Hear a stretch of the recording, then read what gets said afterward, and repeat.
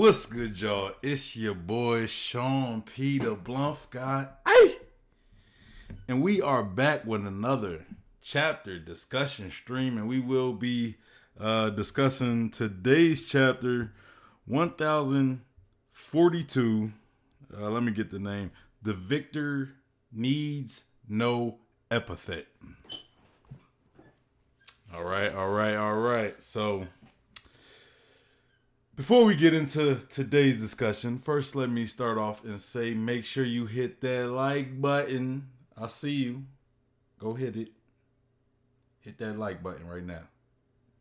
And also, make sure you subscribe if you haven't already and hit that bell for notifications. Also, follow me on Instagram, on Twitter, and on my Facebook page. As well, if you're looking for a One Piece community to be a part of, we have the One Piece Discord and the One Piece Facebook group. And all of these will be linked in the description box below. So definitely go check them out. Let me pull up this chapter so I have it in front of me. Where is it? All right, yeah, right there.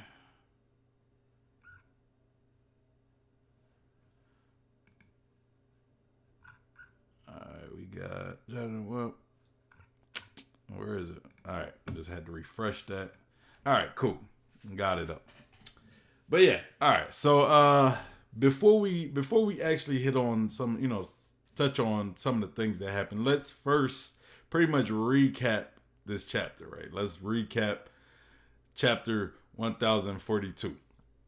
All right, so first we get the cover page, and as y'all know, if you've been following this whole Wano arc, especially through the manga, you know right now we're in this Vinsmoke cover story, right? This Vinsmoke where we got Judge, we got Ichiji, and we got Reiju. They pretty much escape Whole Cake Island, so we're getting kind of the results of what happened after Whole Cake Island, right? We see what happened at least with the Vinsmokes, like we kind of know what happened. Well, we don't really fully know what happened with the Fishmen, right? We know Jinbei made it to Wano, right? But we know after Wano, Straw has pretty much left and went straight, or not Wano, after Whole Cake Island. Straw has pretty much left Whole Cake Island and went to Wano. Went straight to Wano, right? And met up with the other half of the crew, So we had the crew that was in Whole Cake Island. They left Whole Cake. They pretty much escaped. It was Luffy, Nami, Brook, Sanji. Carrot was with them, not necessarily a crew member, but she was with them. Pedro was also with them, but we know what happened with Pedro. And I want to say, was Chopper. I don't think Chopper was there. Yeah, Chopper wasn't there. So we got the Whole Cake Island crew. They leave Whole Cake Island, meet up with the Dressrosa crew, and pretty much, that was the end. That was pretty much the results of what happened with the Straw Hats. We don't really know what happened with the Fishmen, but now we're getting a story of the Vinsmokes, of what happened with the Vinsmokes, and what we know is that Niji and Yonji, they were captured by the Big Mom pirates, right? And the last chapter, the cover story was Puddin meeting up with Nichiji and is it Nichiji? I think it's Ichiji Niji. Yeah, it's Niji. My bad. So Puddin met up with Niji and Yonji and pretty much slapped him, right? Get revenge for Sanji, for how they mistreated him as kids and whatnot. That was pretty much the results. This chapter, we see Oven pretty much taking the book that the Vinsmokes in. Like, you even see the title. You see the title on the book says Vin Smoke, right? So Yonji or Oven is carrying this book, and he's, it says in Emotionless Excursion Volume 6, take Niji and Yonji to Whole Cake Island. So Oven is pretty much taking them to, I guess, the main castle, the main prison or whatever, and he's looking back at Carrot, kind of confused, a little confused, and Carrot's kind of, I guess she got like that face where it's like, well, I told them, right? Like, I told them. And we see Brule in the back, and yeah, that's pretty much the cover story. That's the cover page we got. Oven confused at what's going on with Puddin'. And yeah. But let's get into the actual chapter, though. Let's get into this chapter.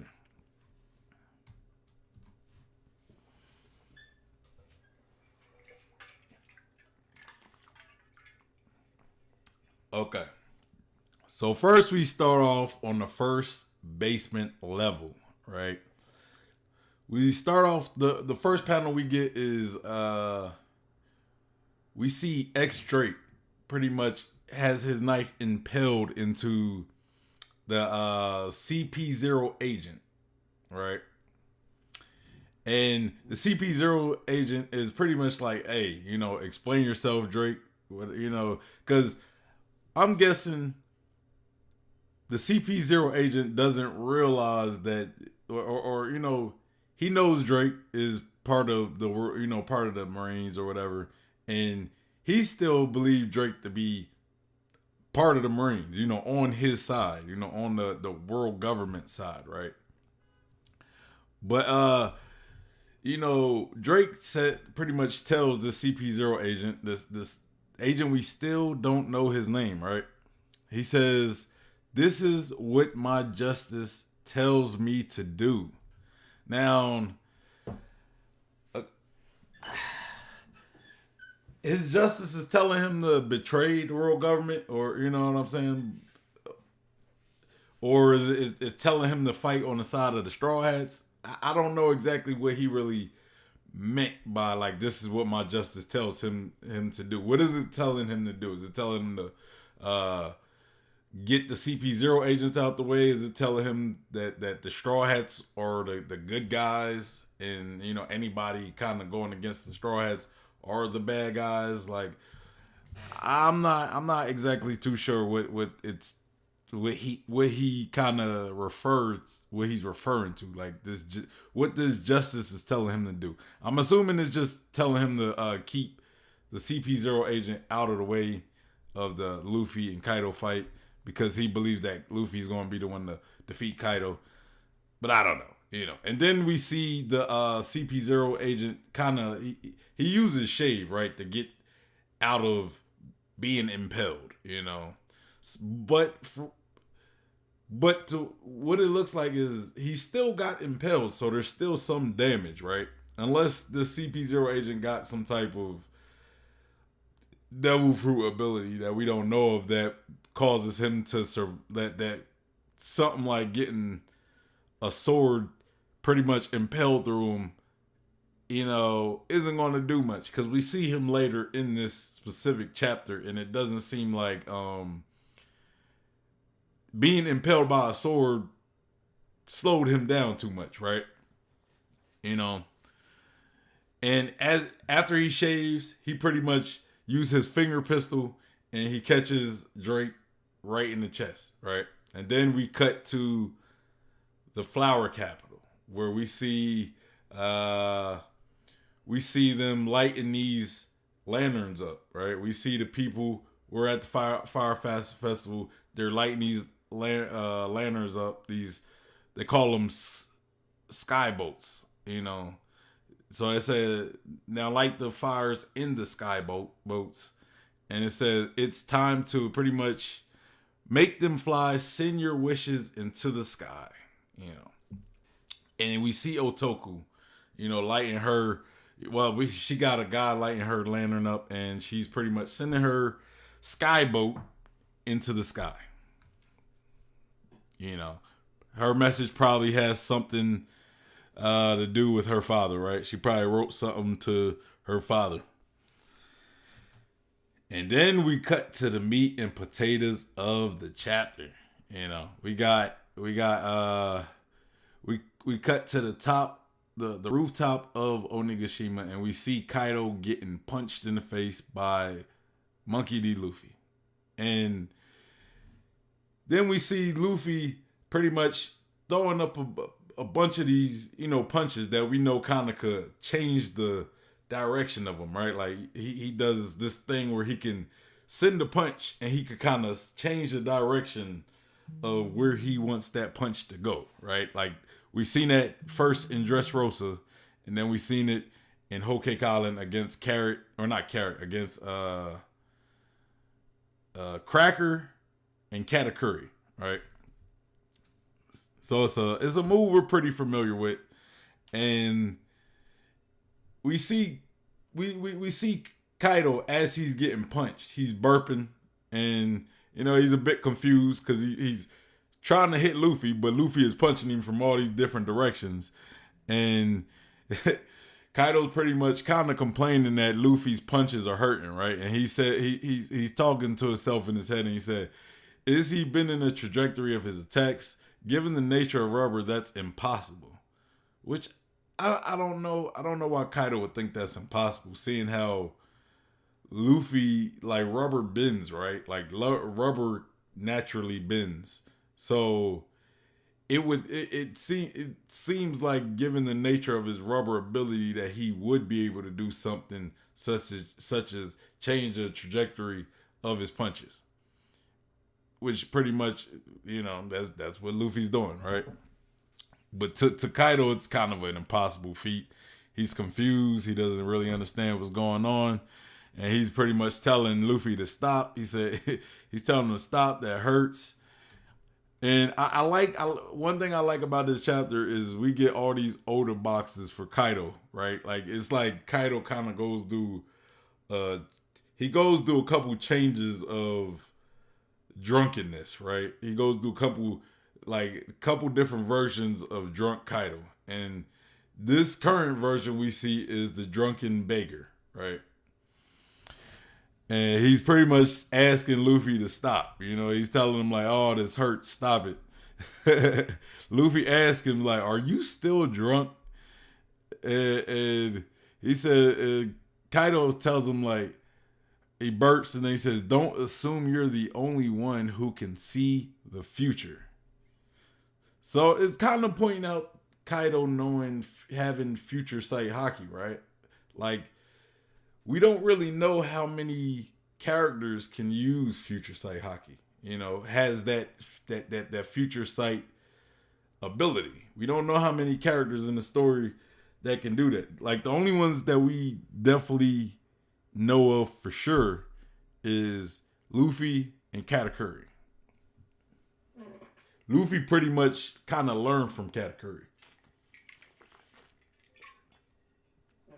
Or, I don't want to say he learned from Katakuri, but he's seen Katakuri do it, and he pretty much learned based off of analyzing what Katakuri is doing. So, in a sense, yes, he pretty much took with some of the foundation of what Rayleigh taught him about how hockey works and everything, and how hockey blooms. And he analyzed Katakuri, and he learned it, using what Rayleigh taught him, and, through analyzing Katakuri, So, we got Stan in the chat. Shout out to Stan. He says it adds more credits to the theory that the Gorosei were talking about Luffy's devil fruit, because Kaido says that rubber shouldn't be able to do this. So maybe this bending has to do something with his awakening. I mean, that's an interesting point that you say. I mean, my only disagreement with that is, it's like, how is rubber bending, like, not something not a a trait of his devil fruit. You know what I'm saying? Like rubber can naturally bend, right? So I don't see it as something outside of the scope of Luffy's devil fruit. The fact that his rubber can, the fact that he can pretty much bend his punches, right? You know, because rubber can bend. It can naturally bend. You know, like I could take a rubber band and bend it around my thumb. You know, so or if you had like a rubber action figure, you know, you could do something like that. So I don't see it as something that's just unnatural to Luffy's devil fruit. That's kind of what I'm saying. So yeah. All right. So Kaido pretty much tells Luffy like while he's in his drunken beggar stage, he tells Luffy like he said, "What if I try copying copying you, right?" And he goes into his dragon form and he enters a new stage of drunkenness, and this stage is called the drunken thief. I guess this is a stage where he pretty much steals Luffy's attacks, right?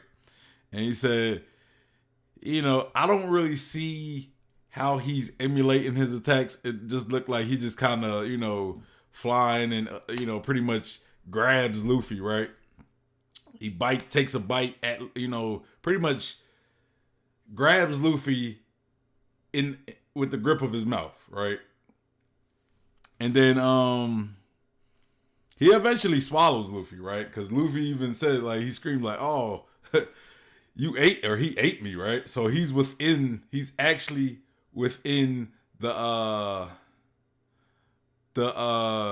stomach of Kaido. And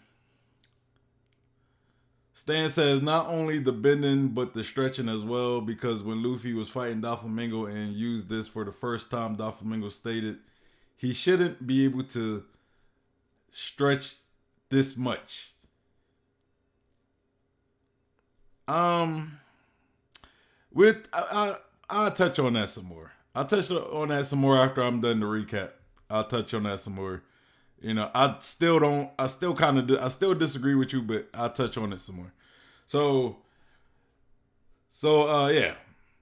So Kaido pretty much eats Luffy, you know, not full on eating, you know, but he kind of swallows Luffy or takes him within his mouth, you know what I'm saying? And then he spits Luffy out and pretty much blast Luffy with a blast breath, and Luffy is pretty much blasted through Onigashima. You know, like Kaido blasts Luffy through Onigashima. We see Yamato, we see some of the soldiers, you know, some of the people kind of like trying to avoid the blast, and he comes out through the bottom of Onigashima, and he's in his bounce man form, which he actually kind of started this chapter in the bounce man form. That's actually something I kind of wanted to point out. Like the last chapter, we see Luffy in his snake man form, right? But if you go back in the beginning of this chapter, he's pretty much in his bounce man form. So, you know, I don't really know, you know, why he left his snake man form, right? And opted to go into his bounce man form, you know, early like in the beginning of this chapter. So yeah, he's in his bounce man form, and he pretty much uses kind of his flight ability, right? Like, you know, we seen in his bounce man form, he could pretty much fly. Like he uses his legs kind of as like jet propulsion, right? And he flies all the way to the top of the mountain, or not the mountain, to the top of Onigashima, and to go encounter Kaido, who's in his dragon form.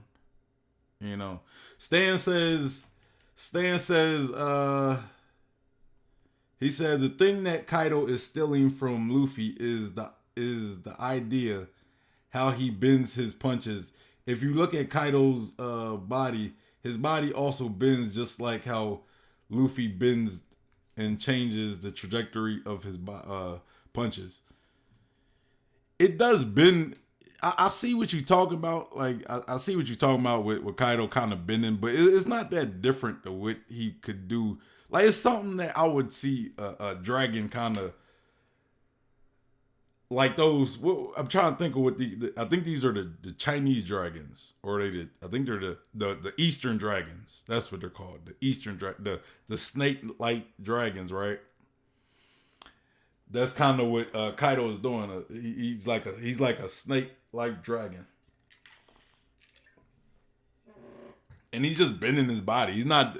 What I'm saying is him doing that in his form isn't really like special, I guess, because it's like his body is kind of can naturally do that. You know, like he's not really doing nothing major to say he's really stealing. You know what I'm saying? He just went into his dragon form and kind of bended his body. But I do get what you're saying, though. I do get what you're saying. I'm just saying he's not really doing anything special. Like, I do get what you're saying, though. He is bending his body, you know, similar to Luffy.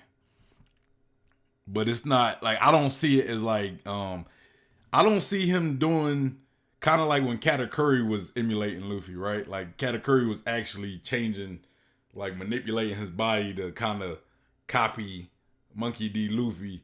But in this situation, Kaido was just kind of using the slenderness and bendiness of his body to just kind of bend his body a little bit, right? But, you know, I just don't see that really that, like, he's, I don't see him going out his way in the copying Luffy, if that makes sense. It kind of don't make sense, but, man. But you say, Stan says that, but I get what you're saying, and you know that's not an argument I'm trying to argue against. I just, you know, it just doesn't look like he was really doing anything, is what I was saying. You know, like yeah, I do see him bending, but he wasn't like in his normal form bending his limbs. You know what I'm saying? He wasn't like bending his limbs or anything. And then you say, he said, no, he was still in Snake Man in the beginning. No, he was not in Snake Man, bro. I'm telling you. Let me go back.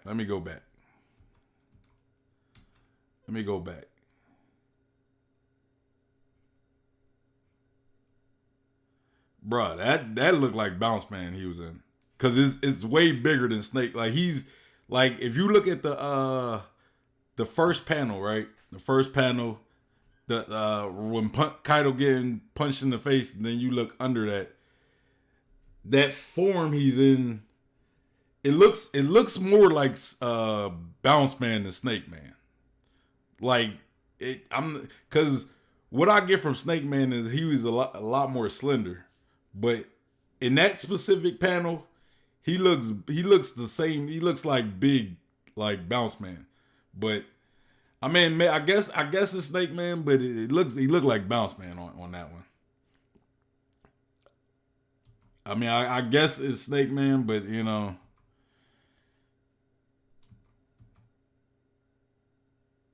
And then he says he was still a snake. The more important thing here is that he is able to change his form without powering down, because this is a major buff. This is the first time we see Luffy doing this. Yeah, I'm gonna definitely talk about that at the end. This also adds more credence to the fact that Luffy is starting to get better at mastering his devil fruit. And then we got Evil in the chat. Shout out to Evil. He said, "Hey, big dog, what's good, Evil? Welcome to the chat. Hope you enjoying the chapter." Yeah, I definitely did enjoy this chapter. It was a very fight-centric chapter. You know, it's not like we got like too much story, like too much world building elements or chapter building elements. It was just mostly fighting, right? Mostly fighting. He said it's just the way Oda drew him, but it is still Snake Man. So yeah, so we get Luffy and Bounce Man, you know, and he pretty much flies back, you know, using his ability to kind of use his legs as a jet propulsion. He flies back to the top of Onigashima to meet Kaido in his dragon form. And then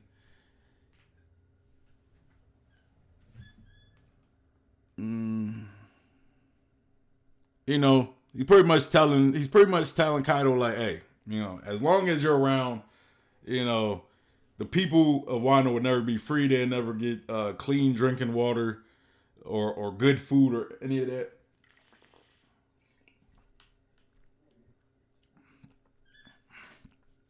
And Kaido's still in his drunk form, you know, having fun. He says, well, you're free to take sides however you wish. But then he says this. He says this, which is what I kind of what I like, right? Kind of the I like the monologue of Kaido in this chapter. He says, but let me tell you, these Wino folk have accepted defeat into their hearts. Weaklings who shun violence, casualties who found glory in death. I've seen plenty of the losers and vanquished here, and they all have their excuses. Then Luffy says, shut up, samurai are strong. And then Kaido responds, strong or just stubborn? The victor needs no epithet. I like that quote, man. I like that quote. He says, so which are you, right? Because it does make sense. Like winners, like the winner of a fight, the winner of a major fight, he doesn't have to call himself strong, right? Because the fact that he won shows that he's strong, right? Like he proved that he's strong. He's strong with his actions, you know. And what Kaido's pretty much saying, like the loser, you know, or he, you know, I think he's also directing to say like the weak, you know, they're the ones who have to use epithets such as like I'm a strong person or you know you're strong or whatever. Kaido like, look, I know I'm strong, you know, because I beat people all the time, you know. My actions prove that I'm strong, so I don't need no epithet such as being strong, right? Even though he does have epithets. He got the world's strongest creature. He has the land, sea, and air epithet, all those things.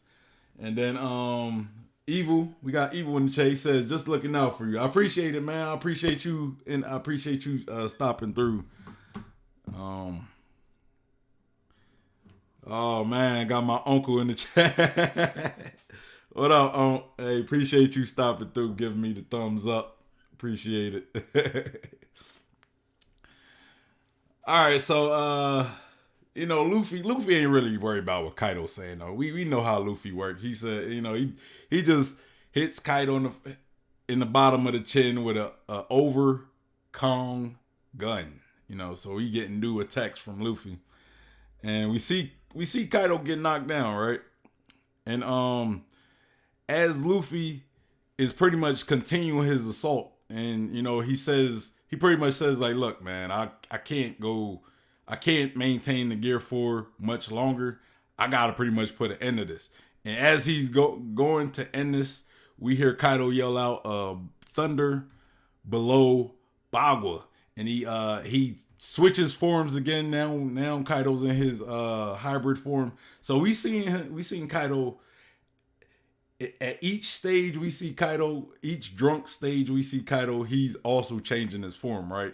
Because in this form he's in the bloodthirsty drunk, right? He's in the bloodthirsty drunk form, and now he's much more serious. You know, obviously he's bloodthirsty. And he catches Luffy with a Thunder Bagua in his hybrid form, his Beastman form. I guess that's what, you know, they call it in Wano, the Beastman form. But Luffy is not down. He's definitely not down. And Luffy says, one more hit. And if that doesn't work, then I've lost. So now Luffy's like, look, man, I gotta beat Kaido in this last hit. Even though at this point, I feel as though even if Luffy did hit Kaido with this one more hit, I don't feel as though Kaido is beat up enough to where that would put him down, right? I don't think it will put Kaido down. You know, Kaido seems like he still got more energy to go. Luffy's kind of on his last legs at this point. And so Luffy goes for another attack, and then Kaido is also going for another thunder bellow bagua, and that same CP0 agent that we seen earlier, who earlier in this chapter, who was just fighting Drake, pretty much shows up. He appears out of nowhere, and Kaido is kind of like noticing this, like last minute, right? Last minute, Kaido notices this, and Luffy gets distracted, in a similar way to how Odin got distracted back when he was distracted by that old lady who could change forms. Luffy gets distracted, and Kaido hits Luffy. He connects with that Thunder Bagua, and you kind of see Kaido's face. He looks disappointed, and Luffy looks like he's pretty much going to be out of it for now. For at least after this chapter, he looked like he's going to be out of it. And then we see the CP0 agent's face, and that is the chapter. We do not have a break next week. At least that's what it said in the Shonen Jump. The Shonen Jump Act says next chapter is 7 days. So no break. Somebody last week was telling me we was going on a break after this chapter, but that does not seem to be the case at all. Not at all. All right. So now let's talk about some of the things in this chapter. We get first kind of gloss over the cover page. We're continuing the whole Vince Smokes series. It looks like the Big Mom family had that Vince Smoke book out, like in the middle of town, just kind of as a warning, maybe, and maybe now they're taking that book back to the prison, I guess, like the library. I guess that might be what their prison is, like a library. It's like a book. It's like a prison of a bunch of books where, all their prisoners are kept, right? That seemed to be where Oven is taking this book, this Vince Smoke book. Now the question is Oven a little suspicious of Puddin'? Like maybe he kind of think that she might be trying to help them. You know what I'm saying? Like maybe Puddin' did do something to help the Vince Smokes while she was slapping them, right? And maybe Oven is a little suspicious of what Puddin' might have done. Or maybe he's just looking at like what is she doing here? What is she doing here? So, but yeah, I'm still curious to know where this story is going to go. How the two Vince Smoke brothers, the captured Vince Smoke brothers, are going to be eventually freed out of their prison. So I'm curious to where that go. Stan says, yeah, I said that, but I wasn't sure. But I'm sure after next chapter there is a break. I'll check the schedule. Okay. Yeah, I mean, I didn't think there was going to be a break because I feel as though like we've been going through a lot of breaks the last 2 months. It's kind of like that New Year's. Around New Year's, we tend to get a lot of breaks, right? Around New Year's and Christmas, we tend to get a lot of breaks. But the fact that we're kind of going back into like the normal schedule, right? Like the trend I notice when it comes to these breaks is Oda tends to drop. He usually drops like 3 chapters, and then he might break, right? Like I notice we usually get like 3 chapters every month, like at least 3 chapters, and he usually takes like 1 week off each month. So last week, I think we just came back from a break, right? If I remember correctly, last week we just came back from a break. So I would have thought if we would have went on another break like this week or even next week, that would have been a little too soon. So we got, we got a chapter last week, we got a chapter this week, and we get a chapter next week. That's pretty much 3 chapters in a row. And then if we get a break, that makes sense because, like I said, Oda, like the pattern I noticed with Oda, how he releases these chapters, it's usually like 3 chapters, break, 3 chapters, break, 3 chapters. It's usually something like that.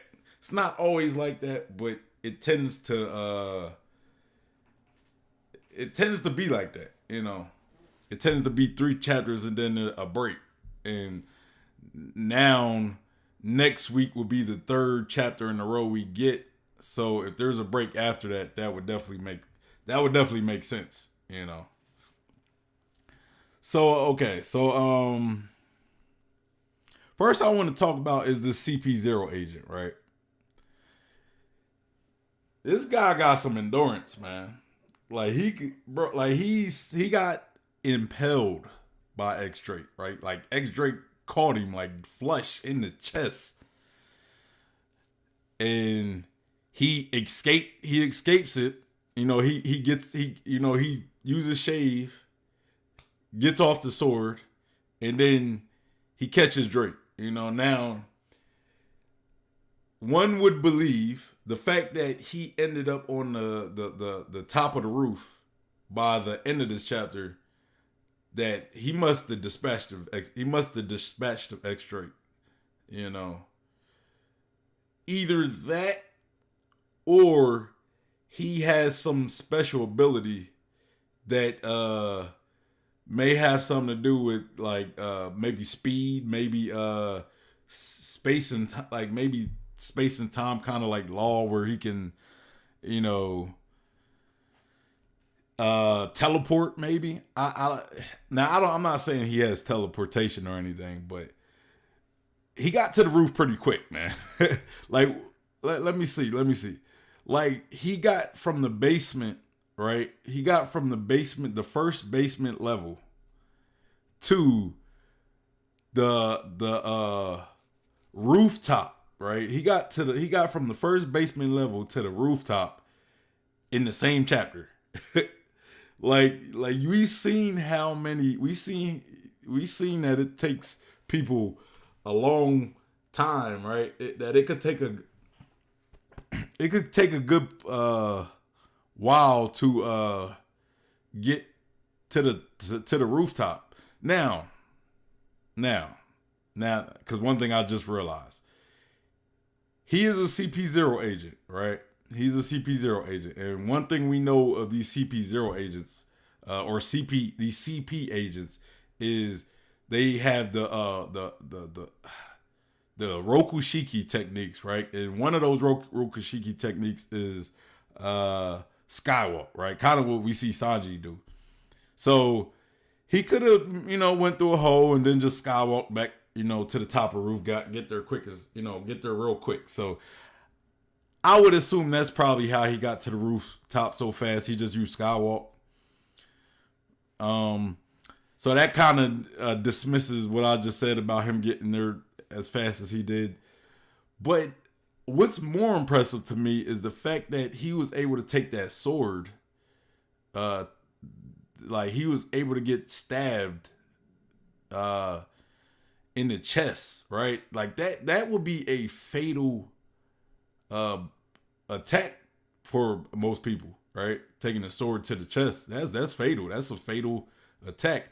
But he not only beats X Drake because he the fact that he was fighting X Drake and he was able to actually leave that fight, I would say he was the victor in this scuffle of him and X Drake. He also showed up to Luffy and Kaido's fight and attacked Luffy, right? So I find his endurance pretty impressive in the fact that he was able to dispatch X Drake, who, X Drake was a bit injured as well, so, but he was able to dispatch of him and then go pretty much join in Kaido and Luffy's fight, right?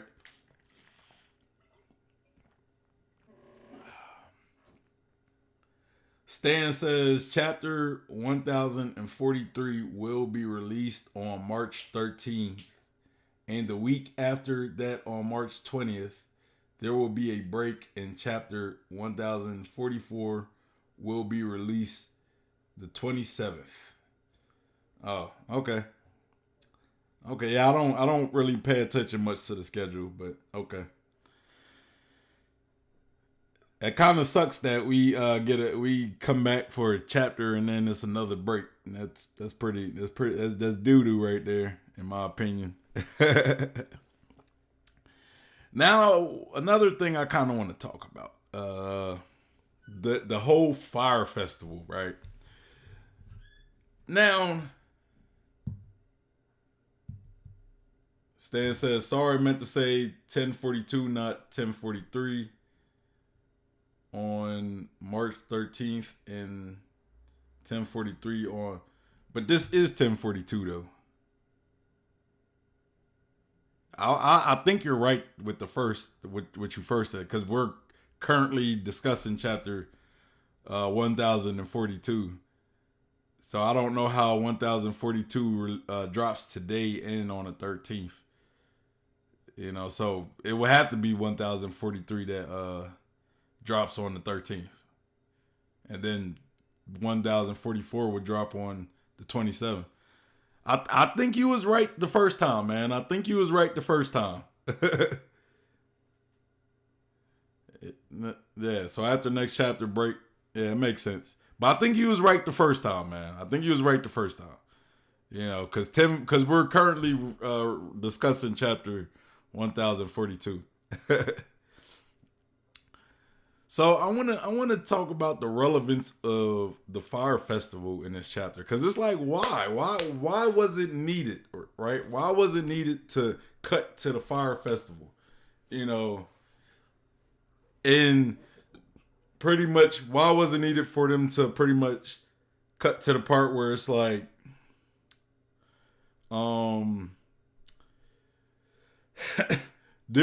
they're sending these lanterns with these messages on these, you know, to the sky. Like, there's these messages on these lanterns and they're sending them to the sky. Why was it relevant to cut to the fire festival? I think it was very relevant because I think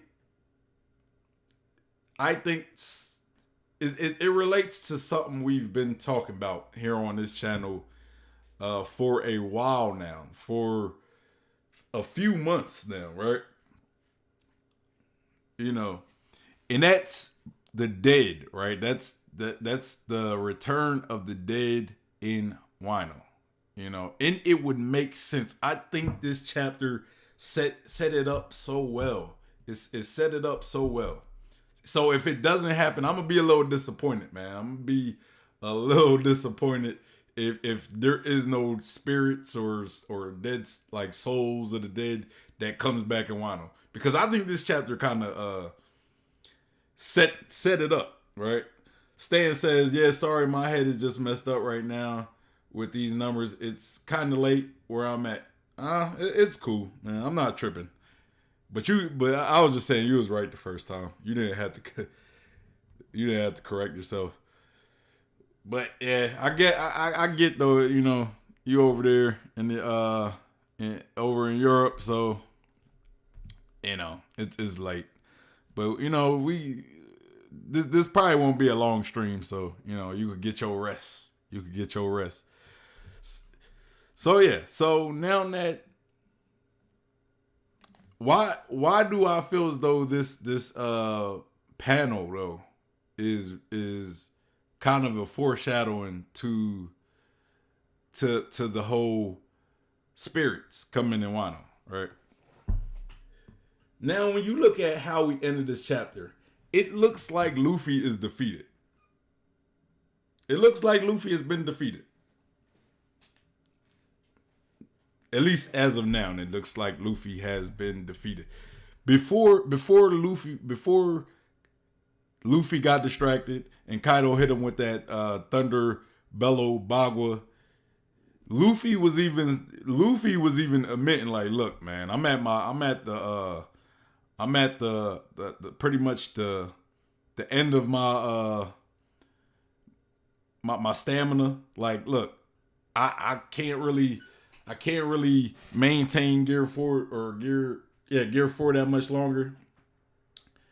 I got one more attack in me, so I gotta make it count. And then everything happened. Luffy got thunderboggled, and it looked like he might have got defeated, right? So, what this chapter pretty much did, what it set up, it left the door for Luffy to be defeated.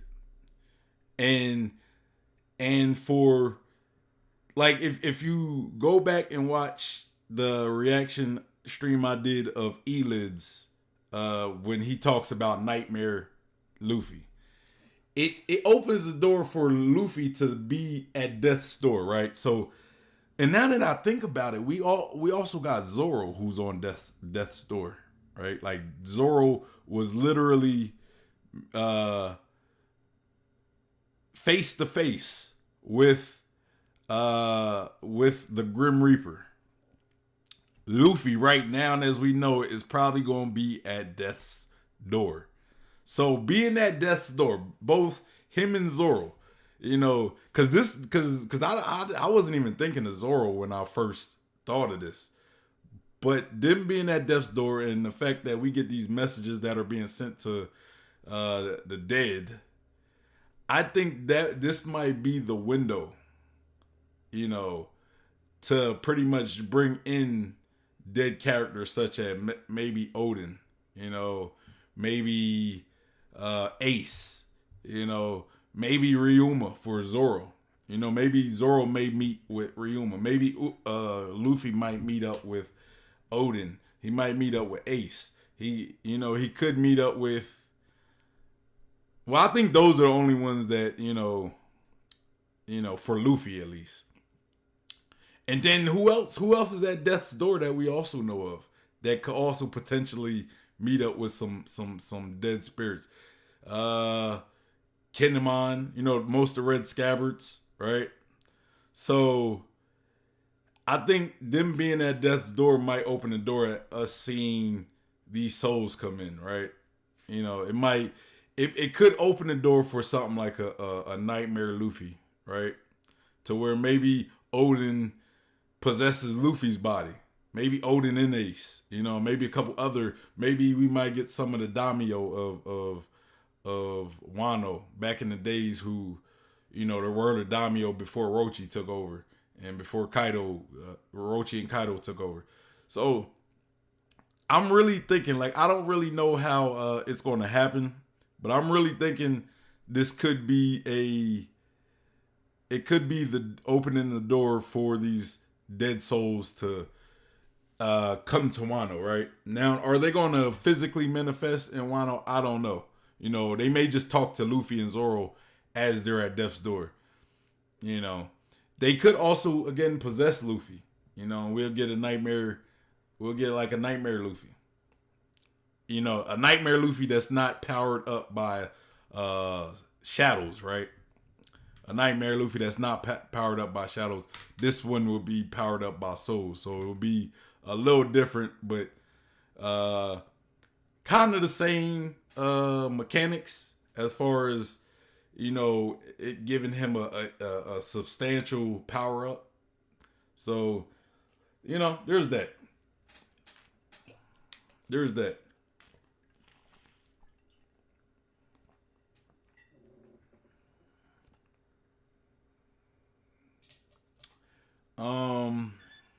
Stan says, I think Oda wants to emphasize on the fact that the citizens still don't know about the danger that they are in, because in every arc the people always see how Luffy beats the villain. I get that, but I completely disagree.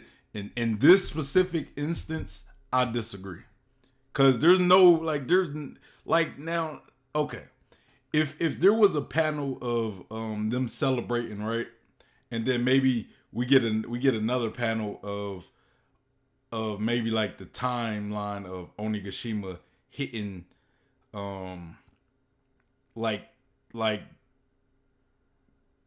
pretty much connecting with the flower capital. So the Onigashima colliding with the flower capital. And if it says something like, "Oh, in 2 minutes, Onigashima is going to hit the flower capital," and then we seen them celebrating, or if we seen them celebrating, and then we get that, I might agree with you. But in this aspect, it was a bit random, right? It was a bit random. So I think it was placed there for a different reason, you know, because to me, everything in this chapter, I believe everything we get in this chapter is related to the fight that's happening at the end of it, right? Like in the beginning of the chapter, we got the whole CP0 agent, the same CP0 agent that attacked Luffy at the end of the chapter. We get him fighting X Drake, and then at the end of the chapter, you know, after he pretty much gets away from X Drake, he's on top of the Onigashima. So the beginning of the chapter, again, you know, small scene with him and X Drake, and then he end up on the roof. And I think that Flower Capital, what's going on at the Flower Capital, also has something to do with what's going on on the roof, you know. But I get what you're saying. I just think this specific moment is a little different. It's a little different, you know. There's, you know, if they would have brought up the fact that if they would have put some other scenes in this chapter, like if they would have put some other scenes, I might be inclined to agree with you.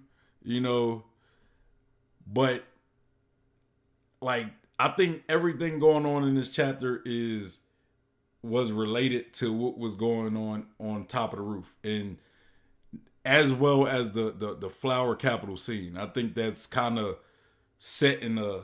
I think it was kind of the setup, you know, to that, right? And Stan says we still need to see their reactions of fear and despair. And then he says, so we have to see them realize their situation, and then we could start the final clash between Kaido and Luffy. Yeah, but we could have seen that in the chapter before though. we could have got a flower capital shot in the last chapter. I mean, how many times have we cut to the flower capital? You know what I'm saying? But each time we cut to the flower capital, it was usually there was the point to showcase that they're all unaware of what's going on. Like we've been getting that for like the last few chapters, right? So this time again, I think it's different. I believe it's a lot different of why they showed the flower capital. Because even then, like again, you know, not only did they show the everything going on in the flower capital, the whole fire festival, it was about the whole them sending messages to the dead. Like it was about that aspect, sending those skyboats to eventually communicate with the dead. You know, they really emphasized that aspect of the flower capital, you know. So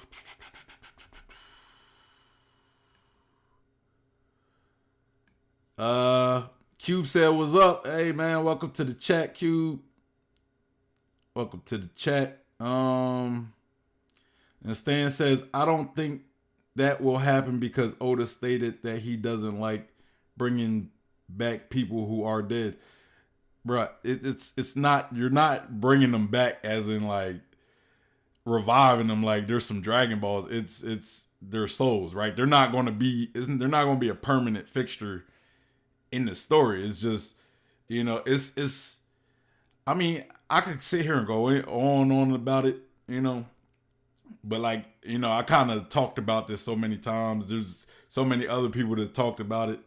So it would be kind of beating a dead horse at this point. but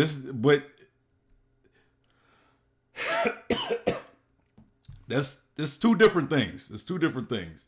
Like, I get what you're saying, but this would be for a plot purpose, right? And it's not just bringing them back, right? It's not just they're not back, right? They're not back. They're not alive. They're not here. They're here for a split time, and then we'll never see them again. You know, they're still dead, right? There's just because they come back just to make an appearance. That won't change the fact that they're still dead and won't ever be here again. You know what I'm saying? So yeah, I know Oda, like I know what you're referencing when Oda said that, you know. But I think when he said that was more to showcase the point that's why he doesn't like killing people, because he doesn't want to have to bring them back like he did Sabo, right? Where Sabo was quote unquote dead, but he brought him back and he wasn't dead, right? And then he had to create some plot of why Sabo wasn't dead, but we never seen him in the story again. But yeah, this isn't like you're bringing Ace back and he's gonna be in the story for now on. This is just he comes back for a reason. Get some closure. Like the reason why I can see a lot of dead people coming back. Not the only reason. There's other reasons, but it'll be closure. It'll be a lot of closure, right? Like we'll get if Odin comes back. There's closure in with Momonosuke and Hiyori, right? They get closure, But I talked about that. I don't want to have to beat that dead horse again.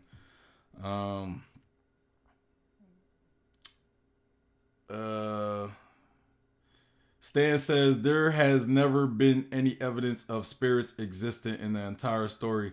Everything up till now in One Piece has had its explanation. Even with that Orochi was literally scared of dead people coming back. Like it's literally been it's so many ways it's been foreshadowed in this arc. It's plenty of ways, and I'm not the only person that's seen that either. So again, and I'm not going to beat that dead horse. Stan says, even when in the Ninjutsu with Raizo and Shinobi, they think that they are using jutsu, but we know that they ate devil fruit. That's how they used their devil fruit. I mean okay, I guess. Powers. The Cube said, I think Awakening is coming next. That devil fruit, that what they was talking about with his devil fruit, about how that devil fruit when it awakens is much different. Let's talk about that. Let's talk about that because Stan said something earlier about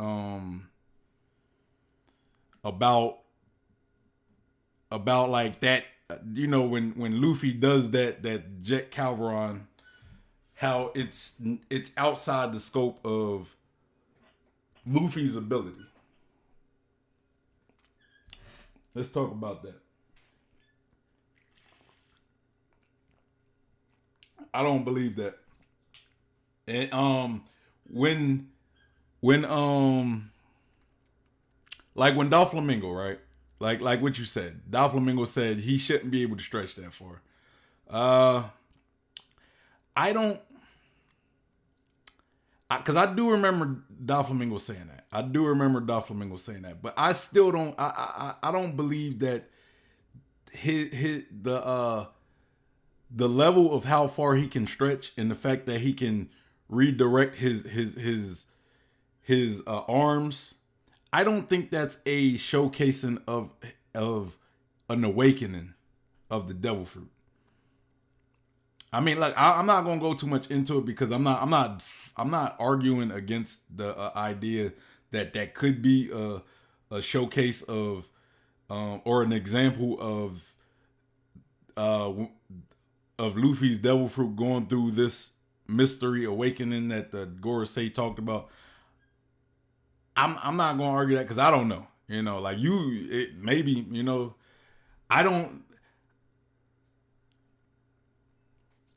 I don't know. Like I get what Kaido said and Doflamingo said.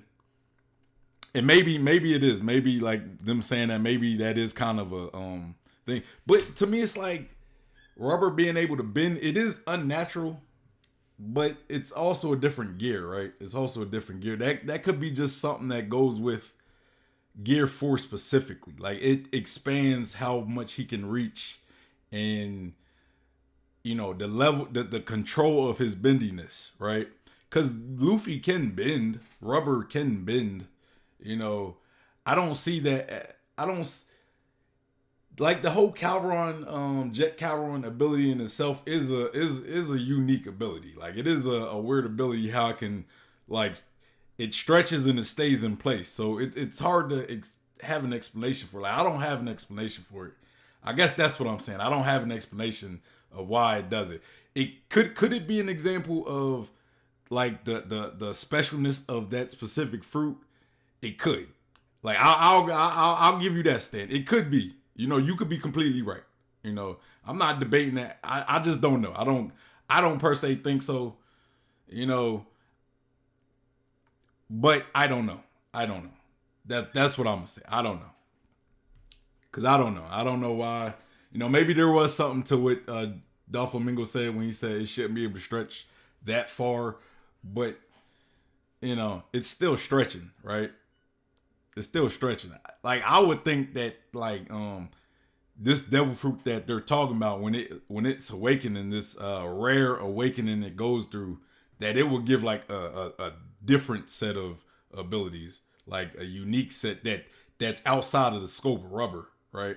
But like I don't know, I don't know. So I'm not gonna fight you on that one. I'll even give you that argument. Stan says, same with the monk guy on the bridge. We thought that he could transform into a fox naturally because he is some kind of deity. But in the data book, Oda said that it's a fox that ate a devil fruit. I thought that was the obvious thing. Because I didn't read that in the data book, but I assumed it was a fox that just ate a devil fruit, and I thought that was explained in the series that he specifically that fox created, when like with his ability he created that monk guy in order to protect that area. Was it not explained in the anime, in the show, in the series? Because I'm pretty sure that, like I remember, I remember the whole flashback of the when he was a fox and he was living under that daimyo. I forgot which daimyo was. I forgot which daimyo was, but he was like its pet. And then after he died, he pretty much stayed around to protect these weapons that he was pretty much building, and he would go under disguise as this monk. I don't think you have to read the data book to know that was a fox that ate a devil fruit. And then he says, so supernatural stuff doesn't exist in One Piece. That's why I don't think we will see spirits, and by supernatural I mean dead spirits. Well, if that's what you believe, bro, I'm not. That's what you believe. I disagree completely, but again, I've talked about it so many times. I'm, I kind of don't want to talk about it right now. You could go back and watch some of my other reaction streams where you could go watch the Nightmare Luffy reaction I did of Elids. You could go back and watch. There was a Joy Boy theory. I can't remember. You go watch those. But again, I'm. I don't see like the whole Genki Moral thing. I don't really see how that kind of debunked anything. or but if that's what you believe, bro, that's what you believe. Go ahead, Q said, I think it could be possible when you remember how in Thriller Bark Oda did do a similar thing with Nightmare Luffy. Not to mention that there are devil fruits on Wano that could do it. Not saying it will happen. I am just open on the situation. I mean, have we not? I mean, you like Stan, you said we haven't seen any supernatural stuff, but how do you explain the Clobberton man that we seen in Skypiea? That was pretty much they explained it as a soul, a soul of the ship. How that was supernatural. That was a supernatural moment. That was never explained as no devil fruit, nothing else. That was never explained. And you could count that as supernatural. That was definitely not explained. Like, just go back. Remember Clobberton Man, right? Like, if you don't know what I'm talking about, go back in Skypiea. There was a scene where it was like nighttime and everybody was sleeping, and Usopp went, like, I think he had to go use the bathroom, and he heard like hammering coming from the ship. It was coming from that ship, the Going Merry, right? And he goes up and he hears this hammering and he sees this little figure on the ship, like a little blue. I think it was a blue figure. I think it was blue, or was it orange? It was blue or orange. I can't remember. He seen that figure, and then he talks about it with, I think Frankie brings up like this legend of the Clobberton Man, who is pretty much the spirit of the ship of pirates that treat their ships good or something like that. Supernatural, bro. Supernatural.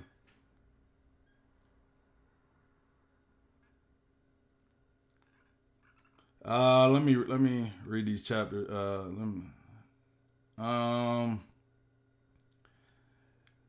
Then Stan says, so supernatural stuff doesn't exist in One Piece. That's why I don't think we will see spirits, and by supernatural I mean dead spirits. Just because we haven't seen it, the fact that supernatural stuff exists. Moving the goalpost, man. You're moving the goalpost. I think it could be. Oh yeah, I read it. Read most of this. For ninjutsu, not saying it will happen. I am just open to the situation. Yes, awakening. We know that once Gear 4 is finished, he's out of hockey for a while. So I don't see a Gear 5 right after. Yeah, I mean, I don't know what's next, man. Like, as far as Luffy, right? I don't know what's next. If we're getting a Gear 5 or an Awakening, I think if anything we'll get an Awakening. Especially since we got this the whole thing with the Gorosei talking about that specific devil fruit, and a lot of, it's like a lot of evidence to kind of show that it might be Luffy's devil fruit that's this special devil fruit awakening. So I think whatever it is going to be attributed to that. I don't know if it's going to be a Gear 5 just yet, but I think it's going to be attributed to Luffy's devil fruit going through some transformation. Maybe him being on, like, almost defeated, right? Maybe, again, like I was talking about earlier, of possibly, since we got him and Zoro at death's door, maybe they might see, they're at death's door, so maybe they might see some spirits, which to Stan, I've kind of explained this. They're at death's door. Being at death's door would, definitely make it possible for you to possibly see spirits, right? But yeah, so maybe he can somehow awaken that devil fruit and get this new set of abilities, you know. Cause remember, like what the Gorosei said, they said when the devil fruit awakens, it gets like it's almost like a different devil fruit, right? It's almost like a different devil fruit. So I would think the abilities that he get wouldn't be rubber like. You know what I'm saying? It might be a little different from rubber. So maybe we might see something like that. You know, after we continue this Kaido and Luffy fight.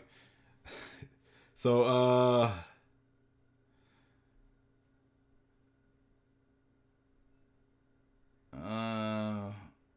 it could be awakening.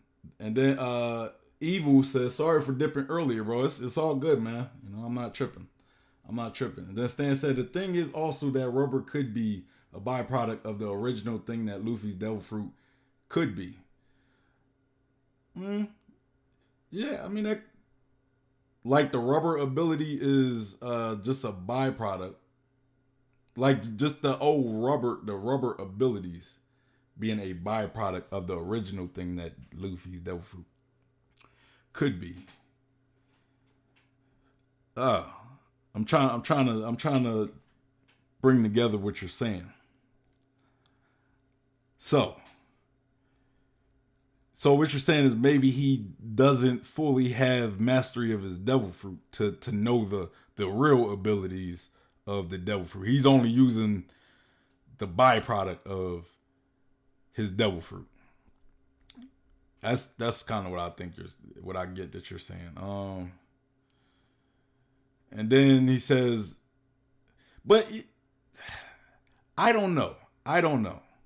Because from the way the Gorosei spoke, from how I remember the Gorosei spoke, they specifically says that the devil fruit has not been awakened in however long time. It hasn't been awakened. So by that, I would think that there is something special you have to do to have access of those other abilities. You have to pretty much awaken the devil fruit, and not awaken in the way that like Doflamingo has his devil fruit awakened, or Katakuri has his devil fruit awakened. It sounds almost like it's like a special type of awakening. So with that being said, I don't know if the rubber abilities is a byproduct, but maybe I don't know. Like it could be a byproduct. Like I don't know. And then but that's interesting. I haven't done no research to what I'm saying. So I'm just kind of spitballing here. And then Stan says by supernatural I meant as the souls of dead people. I just don't see Oda bringing back even as dead spirits. And that's going back to when you said there's never been supernatural in One Piece. I mean, look, man. Just because we haven't seen it yet doesn't mean it doesn't happen. There's a lot of stuff we haven't seen that happens, right? We probably haven't seen the spirits of dead people because Oda hasn't found like a relevant reason to bring them back, But Evil says got something dropping tomorrow on the exact topic. I'm telling you, bro, you are he said, oh man.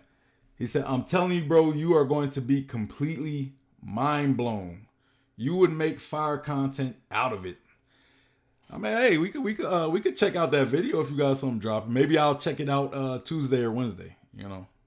I don't know what time you're dropping at, but maybe I'll probably do it this week sometime because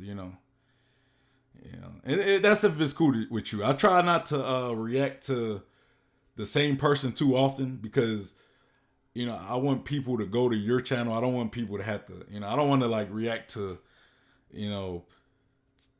I try to space it out, I guess. You know what I'm saying? I try to space space out content creators. But I'll definitely do it this week. You know, you telling me I'm gonna be mind blown and I might want to make fire content out of it. I will do it. I will do it. Yeah. But yeah, okay, so back to this chapter, man. Back to this chapter.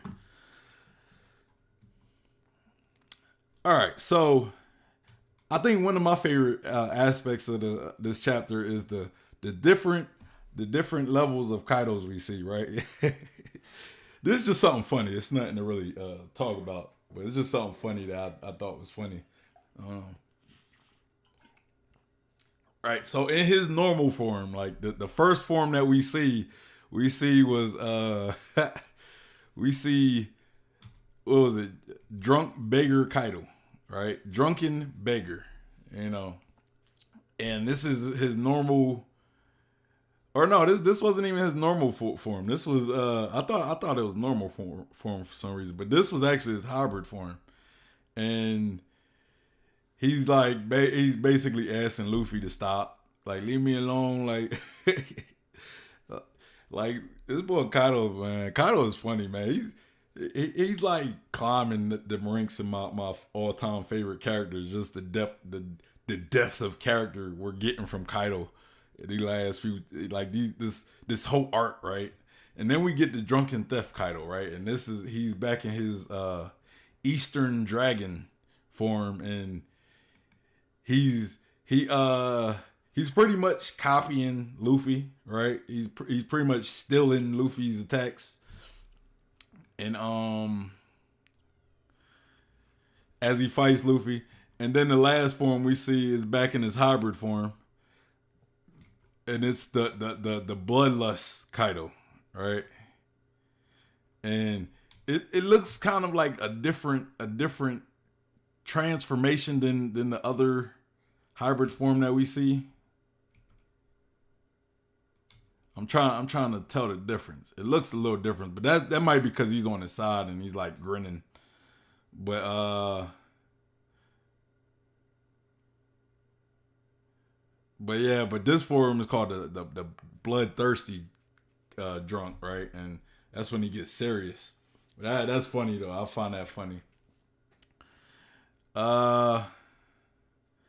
Evil said, haha, anything is cool with me. I want your channel to grow. I shouted you out. Hey, my man, bro.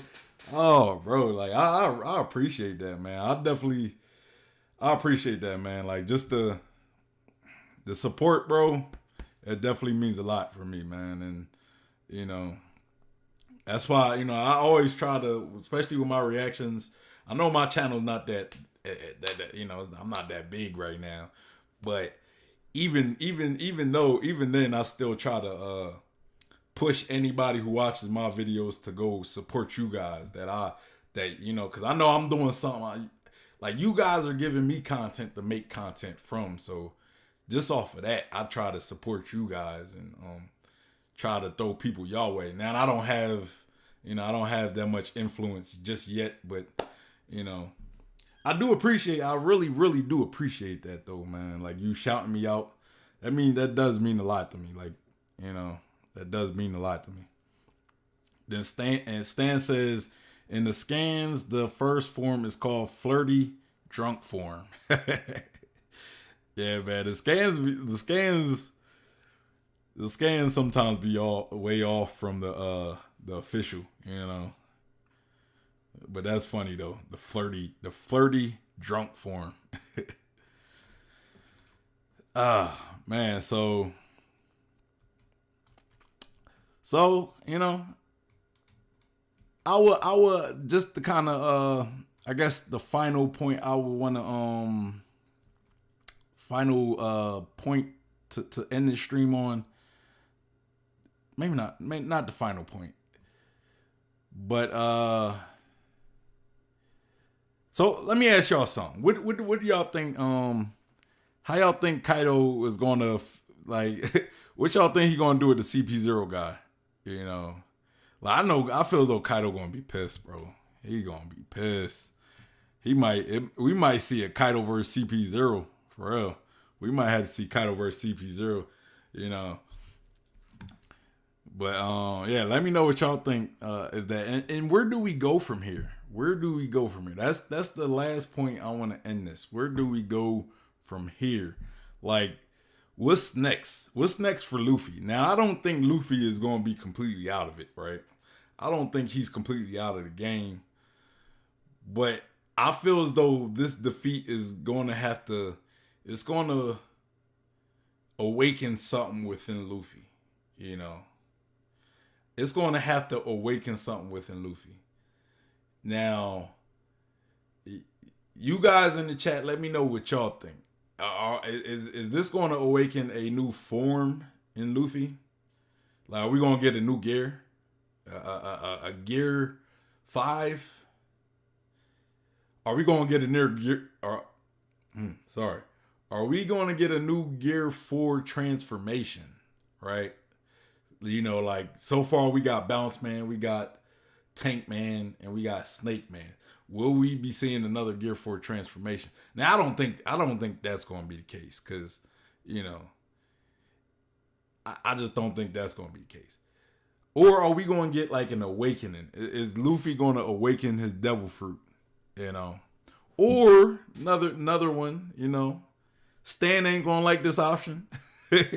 I'm just messing with you, Stan. But will we possibly get like a nightmare? Like, will Luffy somehow interact with some the dead? You know, because again, he's on death's door. So if that's one way Oda could incorporate the dead. Since Luffy and Zoro is at death's door, maybe they might be able to communicate with the dead, right? Given that you're at death's door. So maybe in that aspect, maybe it leaves room open for Luffy to talk to Ace, maybe Odin, maybe some other, maybe some of the daimyo who used to help rule over Wano, right? Like rule over some of the areas of Wano. Maybe he talks to them, and maybe they possess him, right? Maybe they possess his body, and that would be some form of nightmare Luffy. And that's kind of, you know, I'm kind of talking off a theory that I got from Eliz. When, you know, his theory is his theory is pretty much we might see another nightmare Luffy, right? And I'm curious with Evil, right? Like, because I know you have you said you're dropping the video, kind of like what I'm talking about. Is it going to be associated with the spirits, like the dead? Is that what your video is going to be talking about? And if it is, you don't have to answer this question. But if it's not, tell me this. And this question is for Evil. You don't have to answer this if you're talking about it in the video tomorrow. What do you feel about the whole spirits returning in Wano? You know, because a lot of this stream, me and Stan been kind of going back and forth about the whole dead. He doesn't believe that we'll get spirits. I do, which is fine. You know, I don't. You know, I have no problem with him disagreeing with it. I get it. But what do you think? What do you think about that? Now, and if you talking about it in the video tomorrow, you know, we could. I'll just wait. You know, I'll wait to react to the video, and then if I react to that video, hopefully we get Stan in the chat. Maybe he could see some of your points as well. Maybe he could see your argument. You know, so I could wait for it then. You know, but let me know. You know, let me know. But yeah, me personally, I'm thinking that like this whole ordeal of Luffy being defeated by Kaido, you know, is going to open Luffy up to, or it's going to open the door for like the spirits to come to Wano. Or if they don't come to Wano, like if they don't manifest in the actual world, maybe they might talk through Luffy in the current state that he's in. Like him, Zoro, some of the Red Scabbards that are near death. So yeah, that's kind of my thoughts on that. But I think this is going to be the catalyst for something for Luffy, you know. give it a new awakening for his devil fruit. Like what if Luffy's devil fruit has something to do with the underworld? I don't know. I'm just spitballing. But yeah, that's all I really got for the stream. Kind of giving you guys time to answer or anything. But that's all I really got for the stream, y'all. It's been a weird day. I'm a little tired. I had a long job yesterday. Real long. Or I had a real long day yesterday. So I'm kind of ready to. I'm kind of ready to lay out because I'm still tired. I'm still tired, y'all. But we back though. We're back. As far as for the channel, we're back. I took a few days off last week. As y'all know, last week was my birthday, so I pretty much celebrated it through the weekend. I had a job yesterday, so I didn't. It was pretty much 2 days I celebrated, right? Like Thursday and Friday. Saturday, yesterday, I kind of wanted to continue celebrating. I kind of wanted to do something, but which I did. I did something last night, but I had like 2 jobs yesterday, so it was a long day. But we're back this week with back to the regular scheduled program. So you guys should be getting more streams. There shouldn't be any interruption, even though I did kind of hear that, there might be a job this week and it might be a multi-day job, which I don't know if I want to do that because I don't want to take too many days off from streaming, from giving you guys content, especially after I had a little break last week. I don't know if I want to do that job that's going to take a couple days because then that mean I'm going to have to take more days off. That's not what I want to do, y'all. It's not what I want to do.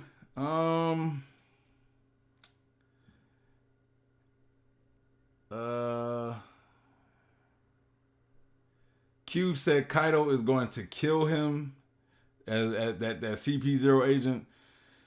Yeah, I could see that possibly happen. All I hope is before Kaido kills him, we get a reveal on this guy's name, because we've been following this CP0 agent's name, or these CP0 agents, and I don't even know the name of any of them, right? Like, I want to at least know their name, right? At least give us that much older. Come on now. Evil said Kaido will be pissed at CP0. Definitely. Oh yeah. And that's another thing I kind of thought about could happen, right? I kind of thought about maybe Kaido actually defeating Luffy, right? Like maybe Kaido actually does win this fight, right?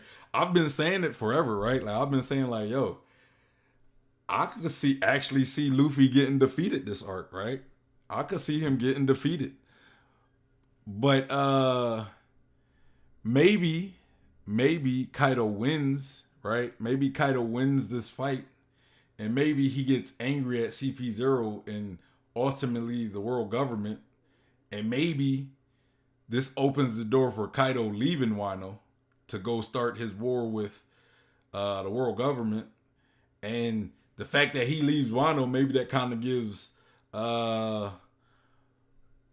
it kind of gives this idea that, yeah, we didn't beat Kaido, we didn't run him out. He ultimately volunteered to leave himself to go fight off the world government because he was pissed that they intervened in his fight. So it could be something like that, right? It could be something like that. But I don't know. I don't know if this fight is going to keep continuing.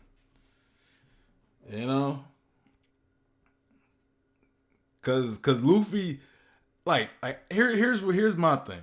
Luffy is going to have to get a new source of energy. If he comes back in this fight, he is still going to be like, just because you awaken your devil fruit, just because he gets a new gear, he's still going to be weakened, right? He's still going to be in a weakened state. So all that stuff's not going to matter. So I feel as though he's going to need some type of external um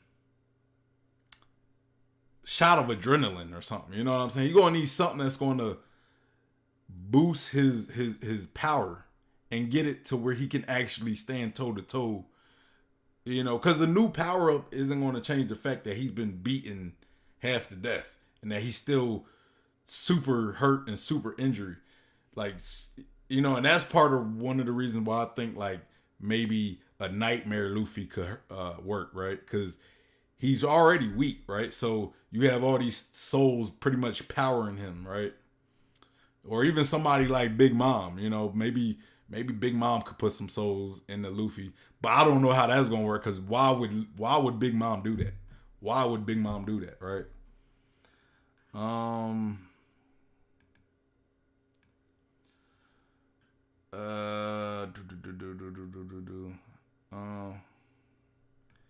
Cube said he basically relived what happened to Odin and even remembered that exact scene. Exactly, bro. Like, yeah, like as it was happening.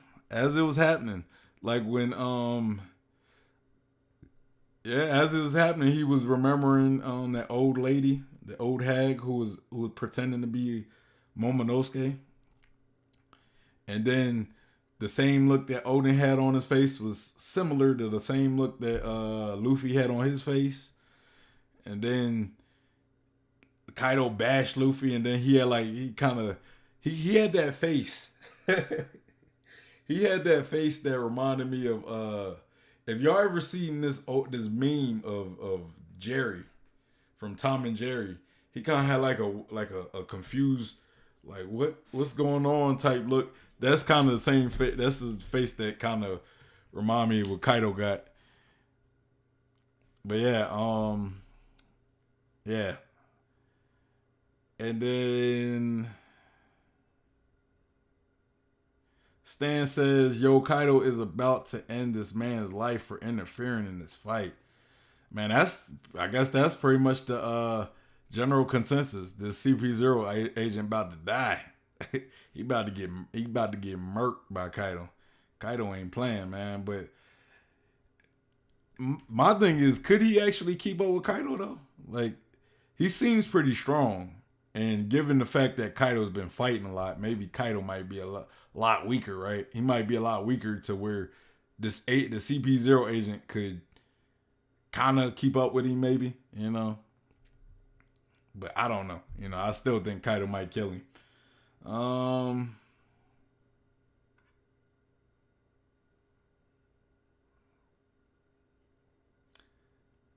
What if like Kaido like gives Luffy a sensu bean or something? Like he like I mean, One Piece don't have no version of sensu beans, but I don't know. Maybe he'd give him like a shot of adrenaline just to keep the fight going. Like, look, man, I don't want to end this fight with you, man. I'm gonna give you a chance to recover, give you this shot of adrenaline so we continue this fight, and I could beat you fairly. Cause people ain't about to keep staying in my name, you know, like they did with Odin. Um, Cube said, I think Luffy will activate the will inside his devil fruit, hence going awakening. All right, so Cube think Luffy's going to awaken. Stan says, I either see awakening or Gear 5. It could be possible that Gear 5 in his awakening. All right, so Gear 5 or awakening, you know, those are two general consensus. Stan says, I also see this defeat of Luffy by Kaido with the help of CP0 as the way we transition into Kaido's flashback. That actually sounds like a good idea, because I think we definitely do need a Kaido flashback. It's just a matter of when, right? When are we going to get this flashback? Because he was obviously not happy with the way he beat Luffy. Yeah. But the question is, does Luffy get right back up next chapter? You know, is Luffy really genuinely beaten to where he can't get up? You know, I mean, I kind of like, judging how it was kind of built up that Luffy was kind of at the end of his stamina, and then this happens. I don't know if I see Luffy getting up soon, you know, or quickly, right? But yeah, I could see a Kaido flashback, you know. And then Stan said because I read that part.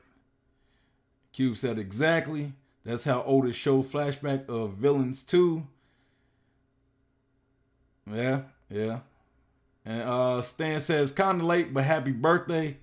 Appreciate it, Stan. I definitely appreciate it, man. It's all good, man. I know I didn't stream on my birthday, so y'all probably just if I did, y'all would have probably said it then. But I get it. I do appreciate it, you guys. He said always. Cube said always makes sense in the present situation, and then he also says happy belated birthday. I appreciate it. I appreciate that, y'all. I appreciate the birthday wishes from you guys. Yeah, it was a good birthday, man. I seen Batman. I seen that Batman movie. If any, I don't know who else seen it, but I seen the Batman movie. It came out. It came out the day of my birthday. So I was, anytime I could see a Batman movie, like my favorite comic book hero. Anytime I get a Batman movie, that's always a good day right there, man. Always a good day. But being honest with y'all, it wasn't my favorite Batman movie. It definitely wasn't my favorite Batman movie. I will say this: it was a different type of mood that Batman. It felt more like I'm not going to spoil it for you guys, but it felt more like a crime thriller type movie than it did a comic book movie. So I kind of was a little disappointed. It played more to his detective aspect of Batman, right? Because anybody who watches Batman knows that Batman is a detective as well. But it played more to the detective part. So it felt more like a crime drama, right? So if you're going in it wanting a comic book movie or like a traditional Batman movie, you might not like it. I'm gonna tell you that now. But if you like crime dramas, you might actually love it. You might actually love it because a lot of people like it. A lot of people I've seen hate it. It's a very decisive movie. So you're either gonna love it or you're gonna hate it. I think. I don't really know which side of the spectrum I am. I'm kind of in the middle. But that's kind of my review on Batman. That's all y'all really gonna get. Without any spoilers, that's all I'm gonna give you guys. Stan says, the way I see it, that for the next few chapters, we deal with Kaido flashback, the citizens finally realizing the danger they are in, Hiyori and Orochi, and after all that, we transition to the final battle between Luffy and Kaido, and we maybe get Awakening or Gear 5, or maybe Gear 5 is Awakening. But I do think that we have to finish the other plot points first before we get in the fight. All right, so I kind of want to speak on this Awakening and this Gear 5 idea that we have, like kind of like what I said a little while ago, right?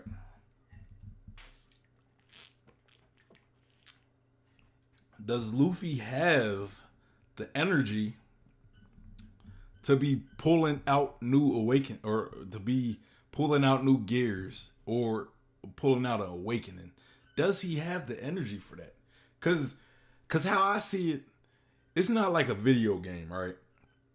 Where like you're fighting the boss, right? You're fighting the final boss, and you beat him, and then or you're about to beat him. You either beat him or you're about to beat him. Like you're borderline right there, about to beat him. And then he transforms, and then his health bar just regenerates, right? It just regenerates.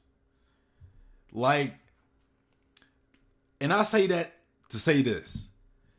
Will a Gear 5, will a new gear or an awakening, will that replenish Luffy's health? Right? Because this whole time, this chapter, it emphasized that Luffy was kind of at the end of his ropes. He said, if I can't beat him here, like he he says this. He says this vehemently. Like there was no other other things he can do. He said, if I can't beat Kaido, if I can't beat him with this last attack, I'm done. I'm done. I lose. He said, I lose. I lose. He didn't say if I get beat here, or he didn't say if I can't beat him, I have this this new transformation in my pocket. He just said I lose. So, and I say that because is transforming going to give him energy to keep fighting? You know, is having a new gear going to give him energy to keep fighting? Is awakening his devil fruit going to give him energy to keep fighting? You know, like a lot of times when we see Luffy and he's beaten down to where it's like he doesn't have the energy, usually he can regain that energy through eating. Like somehow he's able to just be like, hey, give me some food and I'm back in the game. But will a transformation or a new gear or awakening, is that going to give Luffy the energy he needs to keep fighting Kaido? You know, that's kind of why one reason why I touch on that is because I think he's going to need some type of external source to give him energy, be it food, be it spirits, possessing his body, kind of like when he did Nightmare Luffy the first time back in not Punk Hazard. Why do I always forget this arc? Thriller Bark, back in Thriller Bark. Like, is he going to have the energy? Like, because you need energy even when you transform. You still need energy. You know, like a lot of times when he see him pull out a new gear, he still has energy to use that gear, right? He still has enough stamina to do it, you know.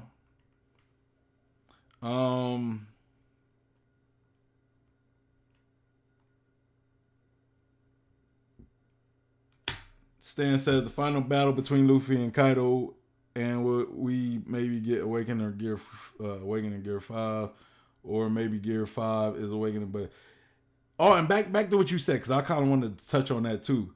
Like I believe when it comes to Gear 5, I would like, which this is my own. This is just something I'm kind of just my opinion, right? No theory, nothing. I would like to think that, like, I like to think that Gear, like, Awakening is like a prerequisite to Gear 5. Like, Gear 5 is just like Luffy using his awakening to, you know what I'm saying? Like, Gear 5 is where Luffy uses his awaken abilities to booster or to pretty much create a new gear, kind of like when Luffy, kind of like how Haki is a prerequisite to Gear 4, right? Like when he goes Gear 4, I think he blows into his muscle, right? Correct me if I'm wrong. Gear 4, he blows into his muscle and he coats his body in Haki, and that's pretty much Gear 4.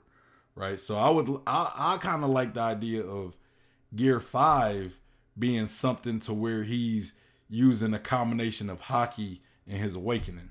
Like that's kind of what that's what I like to think. Like he uses awakening to perfect the flaws of Gear 4, and that's kind of when we get Gear 5, something along that line. And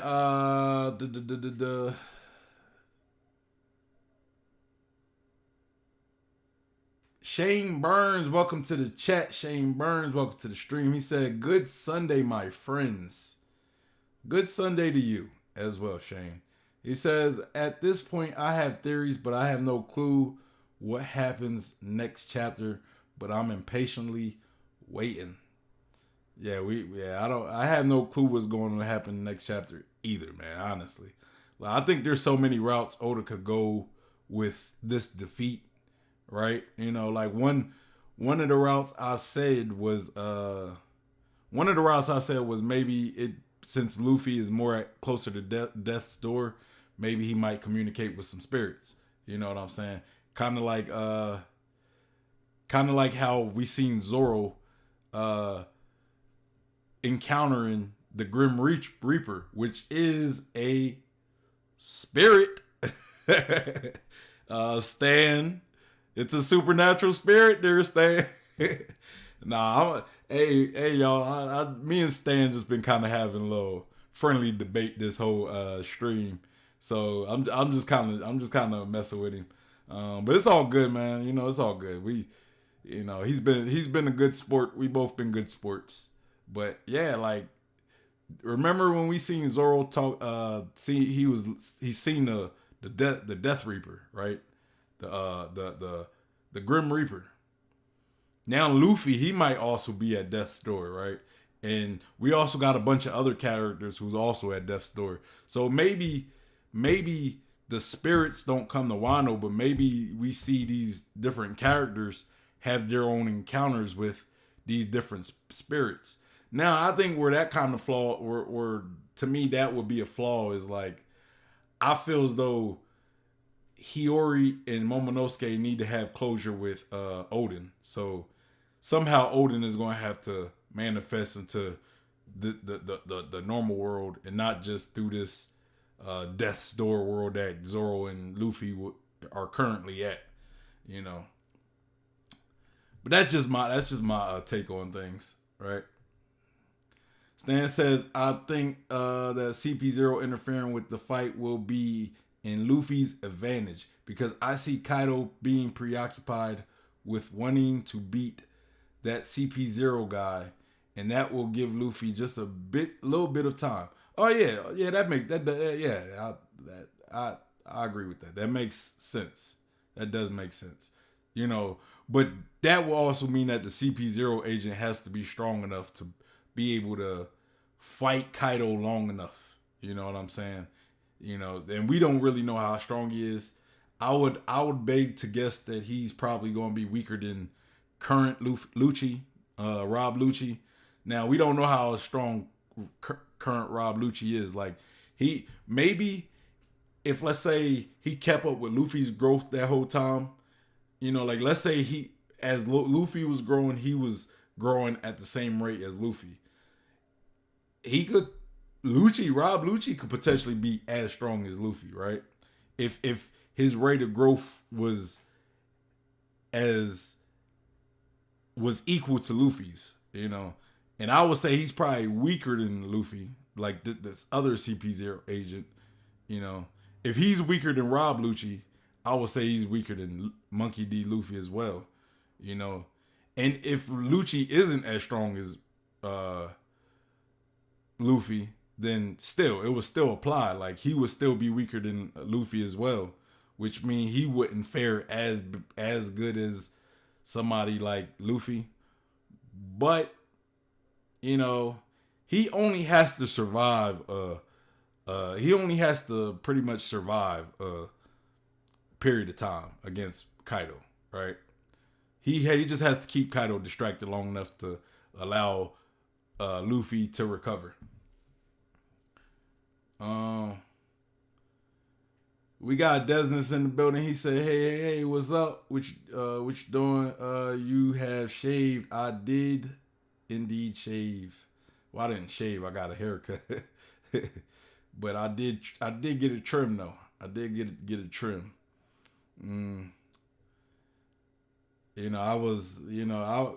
I've been needing to go to the barber for a while now, and I just haven't actually had a chance, with my barber's schedule and my schedule and things like that. It was tough. It was tough,